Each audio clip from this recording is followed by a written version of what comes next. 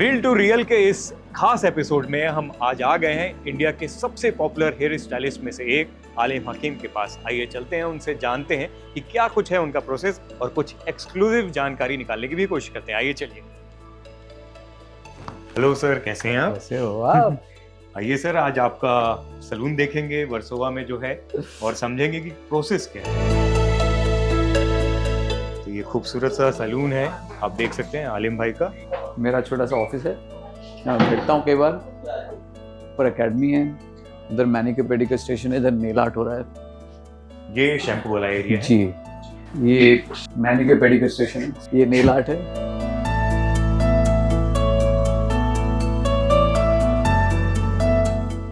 आलिम भाई, मुझे ये सेलिब्रिटीज को किस तरीके से क्या चीज ध्यान में रखते हो, कैसे उनकी स्टाइलिंग आप करते हो? जब मैं फिल्मों पे काम करता हूँ बहुत अलग तरीके से करता हूँ, और जो पर्सनल लाइफ होती है उनकी वो बहुत अलग तरीके से करता हूँ।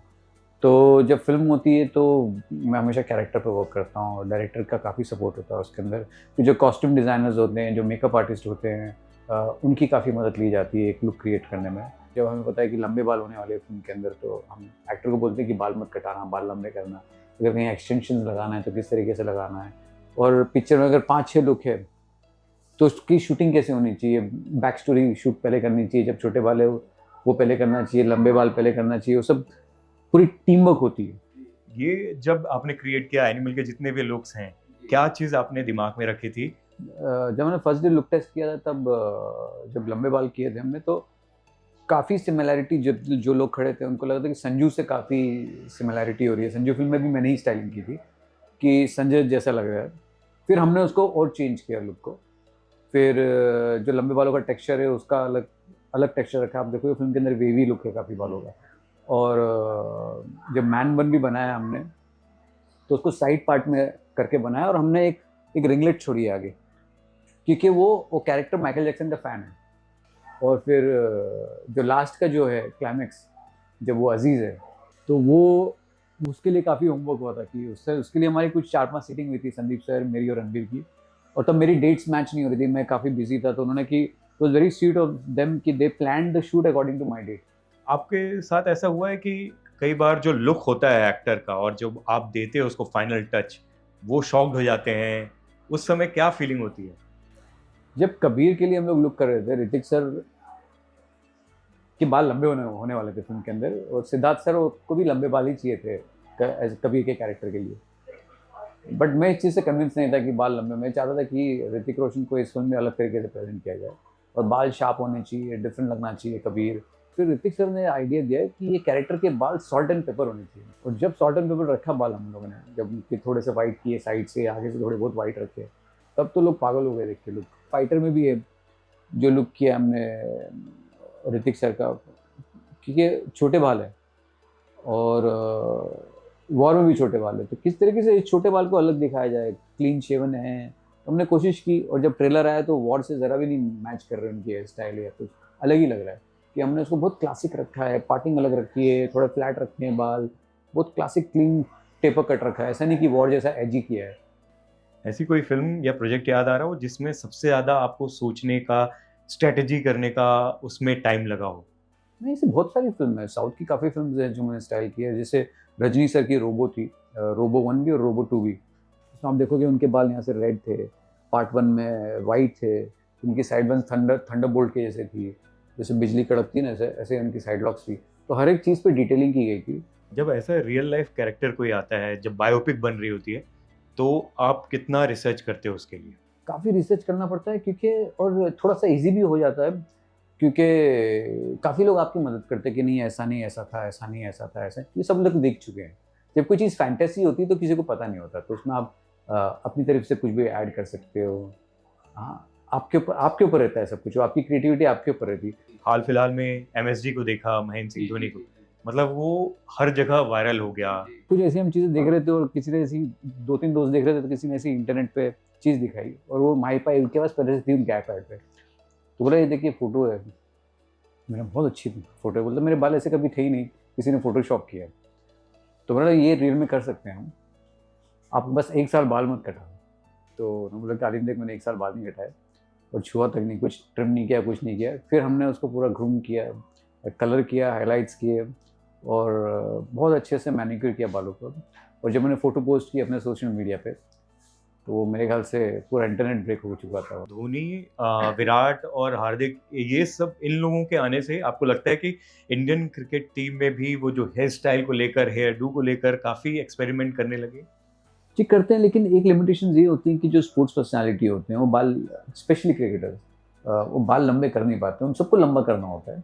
सब सोचते हैं लंबे करूंगा लंबे करूंगा लंबे करूंगा, लेकिन उनको इतना पसीना आता है, इतनी इरिटेशन होती है ना ग्राउंड के वजह, वो हेलमेट पहनते हैं, कैप्स में कैप पहनते हैं, उनको अंदर से इरिटेशन होती है जब पसीना आता है कि इतने लंबे बाल में ना, उनको ऑन स्टेडियम काफ़ी इरिटेशन होती है। घर पे अलग तरीके से तो ठीक है, जब वो खेल रहे होते हैं ना तो उनको लंबे बाल उनसे बर्दाश्त नहीं होते। और मैंने बहुत सारे क्रिकेटरों के लंबे बाल करने की बहुत कोशिश की है, लेकिन एट दी एंड वो बाल कटा ही लेते हैं। नॉर्मली कोरा में देखो, या वो क्वेश्चन डालते हैं कि क्या हम अफोर्ड कर सकते हैं आलिम के हाथ से अपने बाल को कटवाना या उनसे स्टाइलिंग करवाना, उन सबको आप क्या बोलना चाहते हो? मैं ऑन फ्लोर बाल नहीं काटता हूँ कि उसका इन्वॉइस बने या कुछ बने, मैं सिर्फ अपने दोस्तों के लिए बाल काटता हूँ और फिल्म डिज़ाइन करता हूँ। तो अगर मैं कुछ अपने इंस्टाग्राम पे पोस्ट भी करता हूँ किसी के बाल काटते हुए, काटते हैं, वो सब मेरे दोस्त हैं। जैसे मैंने एक पोस्ट भी डाला था कि दूध मांगोगे तो खीर देंगे, हैकट मांगूंगा तो जेब चीर दूंगा। जेब चीर देंगे। जेब चीर देंगे। तो क्योंकि वो प्रोसेस एक्सपेंसिव है, ऑब्वियसली मैं फिल्म पे काम कर रहा था, मेरी हर एक सीटिंग का एक इन्वॉइस आता है। अगर आप मुझे बैठ के मेरे साथ मीटिंग भी कर रहे हो तो उसका पैसा लेता हूँ मैं। उनके लिए मुझे लगता है आप थेरेपिस्ट के तौर पे भी काम करते हो। ये मुझे पता नहीं, लेकिन ये है कि राय तो सब लेते हैं, सारे एक्टर लेते हैं कि क्या लगता है क्या लगता है क्या लगता है। एनिमल के समय रणवीर ने भी पूछा होगा। बिल्कुल बिल्कुल। और एनिमल के साथ नहीं, रणवीर तो पहली पिक्चर से लेके अभी तक हर फिल्म में पूछता है कि आपका रिव्यू मेरे लिए सबसे इम्पोर्टेंट है। मतलब मैं one of the most important review मेरे तरफ से, उसको फ़ोन जाएगा, क्या गाली दूंगा मैं क्या नहीं दूंगा, हर चीज़ को रिस्पेक्टफुली सुनते हैं। वो इसलिए क्योंकि आप ऑनेस्ट हो, और जी, जैसे कि बिल्कुल। आप बता रहे हो कि आप क्लियर कट बता देते हो। और सिर्फ उन्हीं के साथ नहीं, मैं सबके साथ ऑनेस्ट हूँ जैसा हूँ। और रहना भी चाहिए, अगर आपके दोस्त है तो आपको ऑनेस्ट रहना चाहिए ना।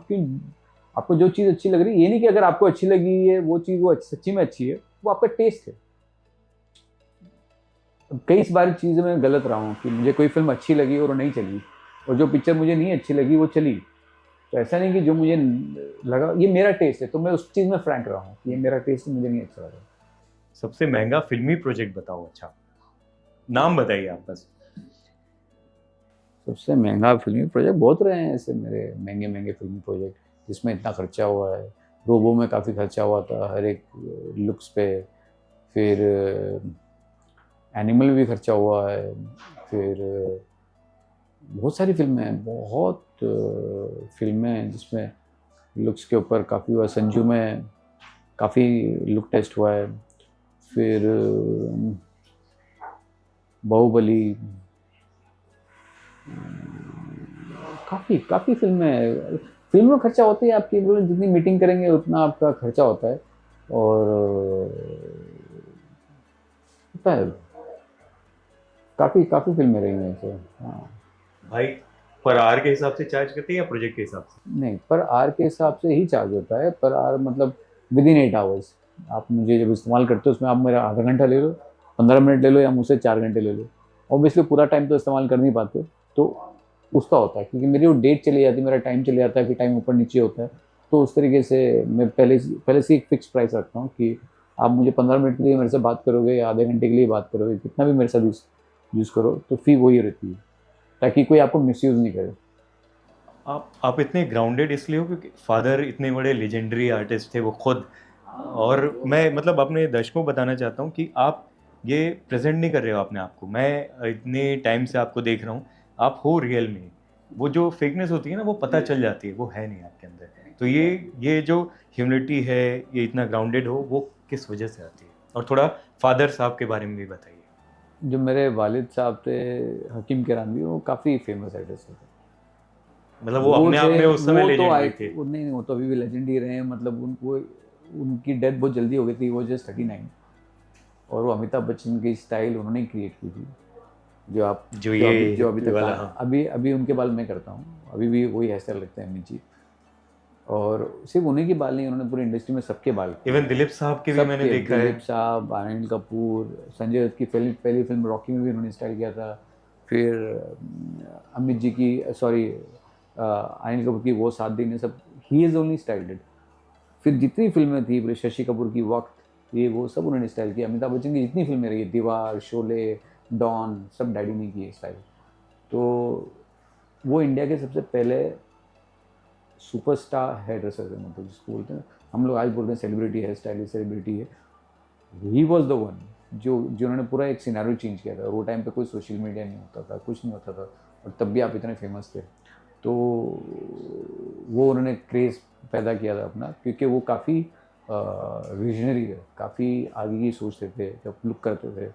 और उन्होंने ऐसे ऐसे कट दिए कि वो घूम फिर के फिर से आ जाते हैं क्लासिक। जी जी, क्लासिक कट्स। और उनका सिर्फ नाम इंडिया में नहीं, पूरा ऑल ओवर वर्ल्ड में था। ब्रूस ली ने भी उनसे बाल कटाए, मोहम्मद अली ने भी उनसे बाल कटाए, क्रेजी बॉयज़ ने कटाए हैं, रिचर्ड हैरिस ने कटाए हैं। तो उनका इंटरनेशनली भी काफ़ी नाम था और बहुत क्रेज़ था हकीम कैरानवी का।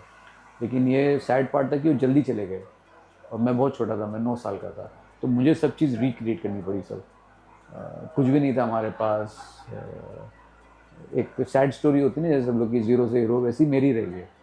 मतलब हमारे पास कुछ नहीं था, बैंक में सिर्फ 13 रुपये थे, वो चले गए, फिर स्ट्रगल कर करके ऊपर आए। जब कॉलेज में जब मैं गया तो मैं बहुत कंफ्यूज था कॉलेज में कि मुझे बनना क्या है, एक्टर बनना है या हेयर ड्रेसर बनना है या फैशनिस्टा बनना है, क्या बनना है, मुझे कुछ पता नहीं था। तो हम जब स्कूल में, कॉलेज में थे, तो मैं थिएटर करता था। और फिर मेरा मन उठ गया, मेरा मन हुआ कि नहीं, मुझे डैडी की लेगेसी आगे लेके जानी है। डैडी के सलोन का नाम हकीम्स था, तो उसके आगे मैंने आलिम लगाया, तो इसलिए ब्रांड नेम भी हकीम्स आलिम बन गया। तो उनका नाम पहले आता है, मेरा नाम बाद में आता है। और ये भी लोगों को अच्छा लगा कि लकीली वो ब्रांड नेम चल गया, ये नाम थोड़ा डिफरेंट साउंड करता है, हकीम्स आलिम। और आहिस्ता आहिस्ता आहिस्ता आहिस्ता करके वो एक ब्रांड बन गया। और पहले घर में बाल काटता था मैं। जब घर में बाल काटता था तो कुछ भी नहीं था घर के अंदर, एक बालकनी में काटता था, एसी भी नहीं, फ़ैन के अंदर काटता था। फिर मैंने इंस्टॉलमेंट पे एक एसी खरीदा, वो भी सेकेंड हैंड। और फिर करते करते आहिस्ता आहिस्ता आहिस्ता लोगों को मेरा काम पसंद आया। किसी को कि सलमान खान, संजय दत्त, ये सब घर सबसे पहला सेलिब्रिटी कौन था? सबसे पहले सेलिब्रिटी मनोज बाजपेयी था। उससे पहले सबसे पहले सेलिब्रिटी विवेक ओबरॉय था, कि हम सब एक ही क्लास में थे, विवेक ओबरॉय और मैं। हम कॉलेज में एक ही क्लास में पढ़ते थे। तो ऐसे सोचा जाए तो विवेक ओबरॉय और श्रेयस तलपड़े हम सब साथ के थे, तो सबसे पहले वही थे। फिर आहिस्ता आहिस्ता सलमान खान, संजय दत्त, सैफ अली खान, ये सब घर पे आते थे बाल कटाने के लिए। तो वो मेरे पास छोटा सा सलमान था बालकनी, तभी आते थे। तो मैं काफ़ी फेमस हो गया कि ये बंदा कौन है जो छोटा बालकनी में बाल काटता है, सब आते हैं। और वो आज तक आते हैं। तो कंसिस्टेंसी रही है। देखो, एक तो होता है कि आपको सक्सेस मिलना, एक है कि कंसिस्टेंट रहना। तो आप उस मकान पर पहुँच जाते हो, एक मकाम पे पहुंच गए, लेकिन मकाम पे रहना बहुत बड़ी स्ट्रगल है, मेंटेन करना। तो ये सब क्या बोलते, मैं इसके करता था, उसके करता, लेकिन अभी नहीं करता।